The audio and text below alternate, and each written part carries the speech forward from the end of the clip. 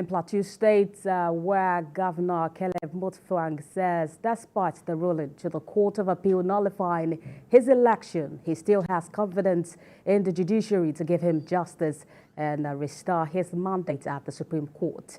Our correspondent in Plateau State, Joshua, reports.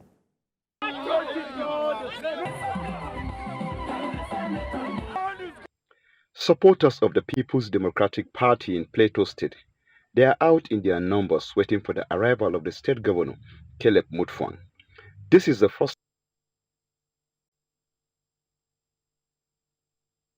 time the governor is returning to the state from Abuja since the judgment of the Court of Appeal.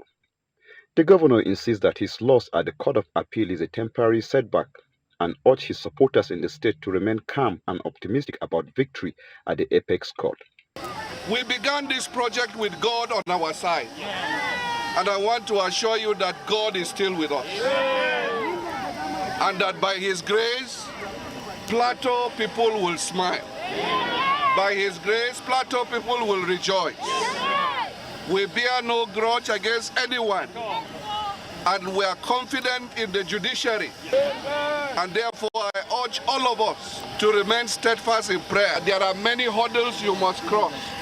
And whatever we have experienced so far is a temporary hurdle. And by the grace of God, we will reach the promised land. From Yakubu Gowon Airport, the next destination was the government house, where his supporters had gathered to welcome the governor and his entourage back to the state.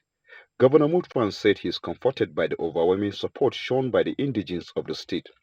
We have already filed our appeal at the Supreme Court.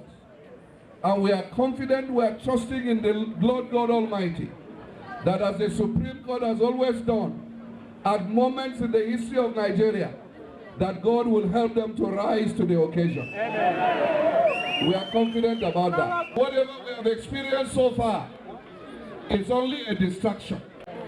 It's only a momentary delay. By the grace of God, it shall be temporary. The journey we began on February 20th this year, even though we have been shaken, but we are not out. The state governor called on his supporters and citizens in the state to remain calm and not to do anything that will lead to the breakdown of law and order. Joshua, TVC News, Jos.